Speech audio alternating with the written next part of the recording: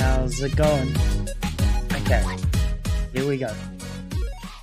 So, I want to jump into this topic, failure, right?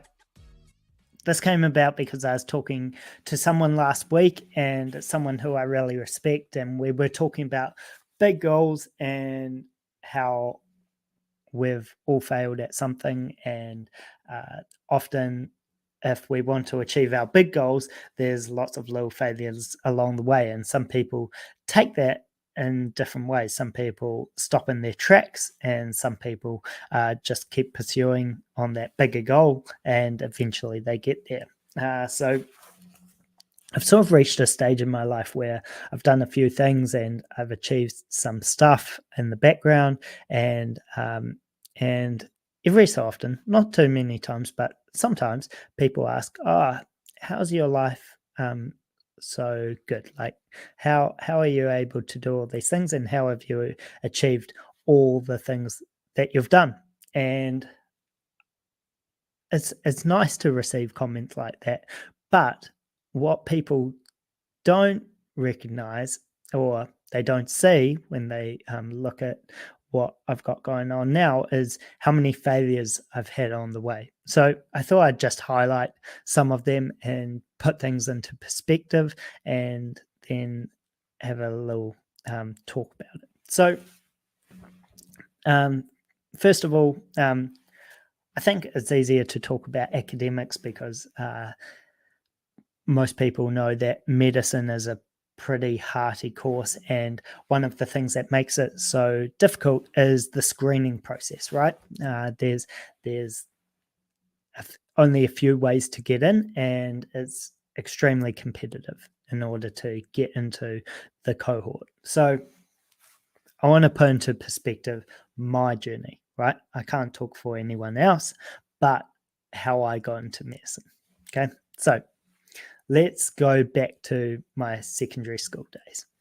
So I didn't really know what I wanted to do once I finished high school, but I thought about medicine as one of the possibilities, right? I took most of the sciences, maths, I did calculus and statistics, so that had my bases covered there, and maybe I did a couple of other subjects in the peripheries, but that was my baseline. I didn't really enjoy the humanities or English or anything like that. I was more of a science and math dude back in school. So when it came to my year 12 and year 13 results, I didn't get UE initially, right? And so I didn't get the minimum grade you needed to get in order to get into university.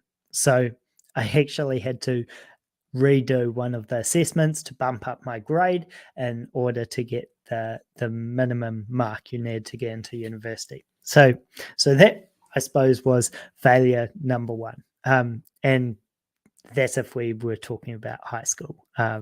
Back in primary school, I wasn't really focused on school at all. I was more focused on, like, I think, sport and hanging out with mates, and secondary school was much the same. I was more interested in sport, so I didn't really focus on academics. I suppose in school I tried to rely more on my natural smarts, and I thought that could get me through, and then I had a shocking surprise when it didn't. So failure number one for my road to medicine, right? Then I took a gap year because I thought academics maybe wasn't for me, maybe it was, but I wanted to have a break. I wanted to focus on sport. I wanted to have adventures. So I doubled down on underwater hockey, and I worked for 6 months, and then I traveled the world for 6 months. And part of that travel was I volunteered on ambulances in Israel. So that was pretty wicked. And so the spark for medicine was ignited, right? That's where the spark came from. So I jumped into first year or what they call pre-med in Auckland University, and I tried to get into medicine through that route. Safe to say I didn't hit the grades. I think I was sitting on like a B or a B plus average for the first 6 months of uni, and I knew from then I wouldn't make it, because I think you need like an A or an A plus average to get into medicine straight from first year uni. So that was failure number 2, right? And so I decided to go into sports science. So I pursued a 3-year degree, went through sports science, really enjoyed sports science, and had to pull up my grades. So I think I went from that B or B plus average to getting an A minus A average. Maybe even there were a few papers where I did get A plus, but my GPA overall, I think, was between an A minus and an A. So then I tried to apply for postgrad medicine in Auckland. Didn't make that. So that's failure number 3. Then I sat GAMSAT, which for anyone that knows GAMSAT is I think an 8 or 9 hour test. It's horrendous. It's essentially the test that allows you to get into medical schools in Australia as well as New Zealand through the postgrad pathway. So I sat that and I didn't do too well. I think you need to get like in the 85th or 90th percentile to get into, or to be eligible to apply for med schools. I think I got like 55 or 60. So not too great. So that was, I suppose, my 4th failure to my road to medicine. So at this point, I decided to have a bit of a break from academia, focus just on just living life.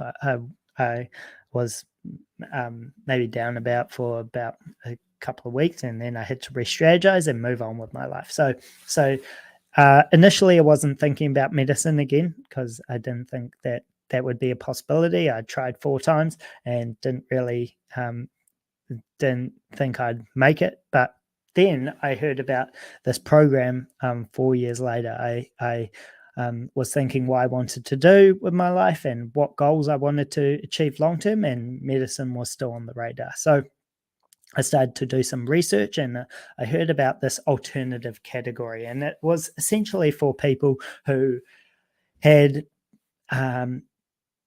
degree, who got all right marks, maybe not that A plus level, but had gotten those marks that showed you had some academic capability.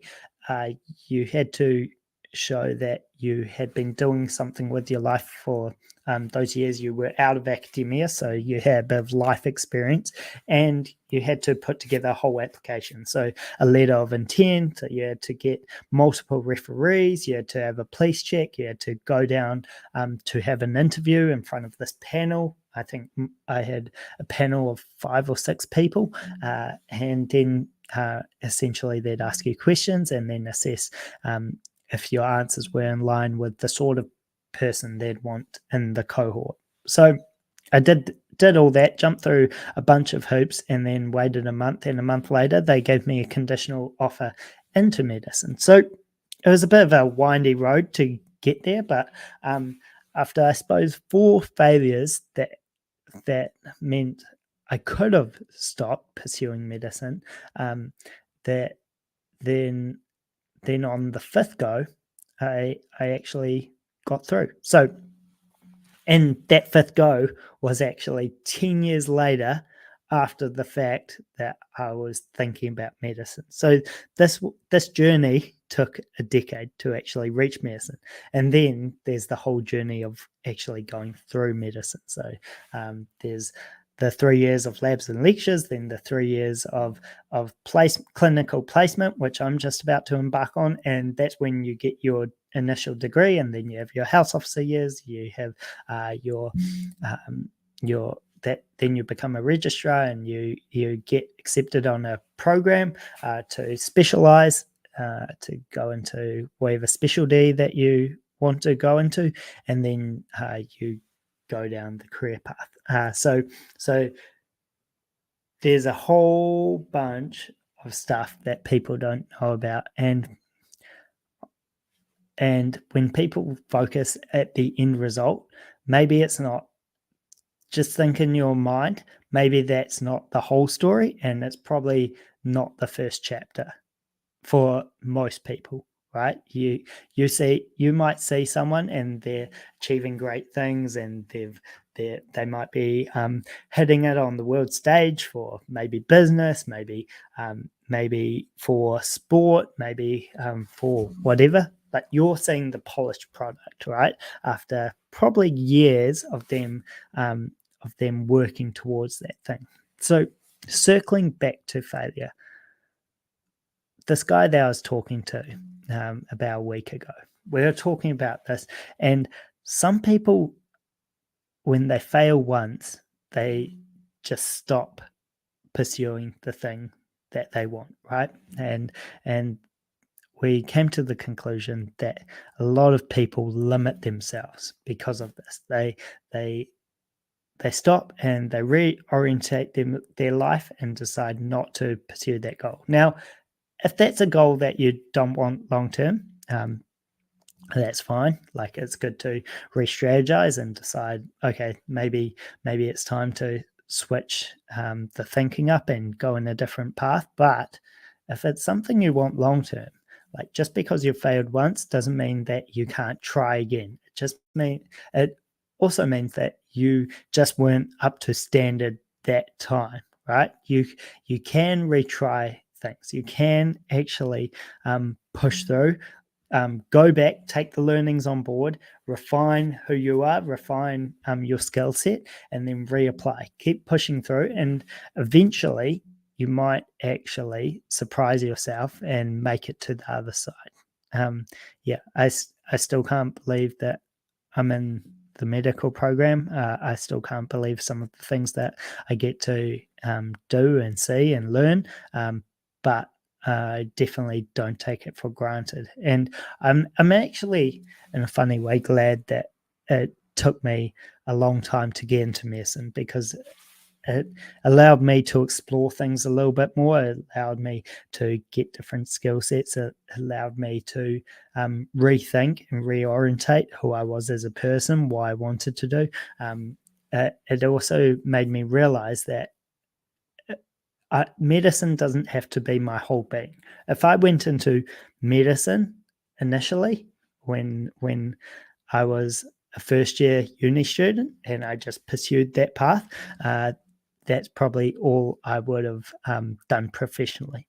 But because I had those years out of university, it allowed me to really explore other areas, and now I know what my skill set is, and I understand myself a lot better, and I also know what I can accomplish alongside medicine. So I've had to give up some things, but I haven't had to give up everything. And those things that I haven't given up are actually quite important to me. So yeah, it's funny how things work out. Failure isn't the be all and end all. You can push through it, and you can actually achieve that long-term goal as long as you keep pushing through. You keep trying again, and you might surprise yourself like one day.